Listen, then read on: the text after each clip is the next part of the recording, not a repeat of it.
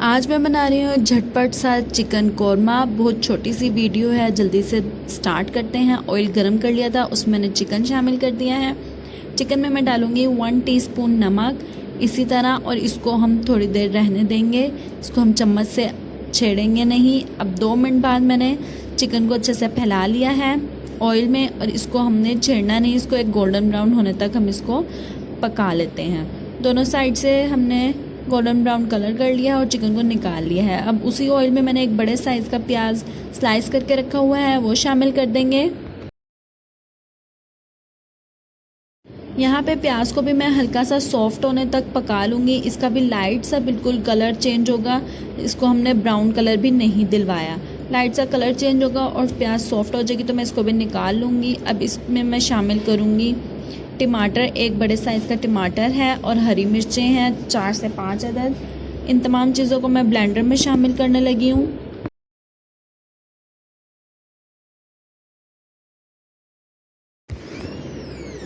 अब यहाँ पर हमने कोई भी पानी का यूज़ नहीं करना। 1/2 कप यहाँ मैं दही शामिल कर रही हूँ और इसी में ही हमने इसको पीस लेना है, अच्छे से एक पेस्ट बना लेना है। यहाँ पर इतने आप जल्दी से मेरे चैनल को सब्सक्राइब कर दें और वीडियो को लाइक शेयर करना ना भूलिएगा, और रेसिपी को लास्ट तक देखिएगा। बहुत ही इजी क्विक रेसिपी है। अच्छे से पेस्ट बना लिया है। अब जो ऑयल है उसमें मैंने अदरक लहसुन का पेस्ट शामिल किया है, उसको हम 2 सेकंड के लिए भून लेते हैं। अब इसमें जो मैंने ये टमाटर, प्याज और हरी मिर्ची का पेस्ट बनाया है, ये डालकर इसकी हमने अच्छे से भुनाई करनी है। इसमें अब हमने जब तक इसका ऑयल नहीं निकलता तब तक इसकी भुनाई करनी है। और यहाँ पे हम मसाले शामिल करेंगे। गरम मसाला लिया है मैंने, काली मिर्च, लौंग और ज़ीरा। और दूसरी चीज़ें अब हम इसमें डालेंगे, ये मैंने 1/2 पैकेट कौरमा मसाला का लिया। आप किसी भी कंपनी का कौरमा मसाला यूज़ कर सकते हैं। अब यहाँ पर नमक, मिर्चें और हल्दी शामिल करूँगी।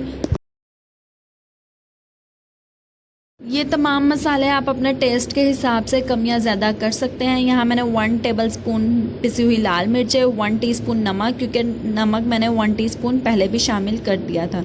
अब इन तमाम मसालों को हम अच्छे से भून लेंगे। ऑयल ऊपर आएगा, फिर इसमें हम अपना फ्राई किया हुआ चिकन डालेंगे और उसको भी हम अच्छे से मिक्स करने के बाद उसमें हमने जितना पानी डालना है उस पानी में हमने चिकन को पका लेना है, और जितनी ग्रेवी रखनी है उसके बाद हमारा चिकन पककर रेडी हो जाएगा। अब इसके ऊपर गरम मसाला पिसा हुआ वो शामिल करेंगे।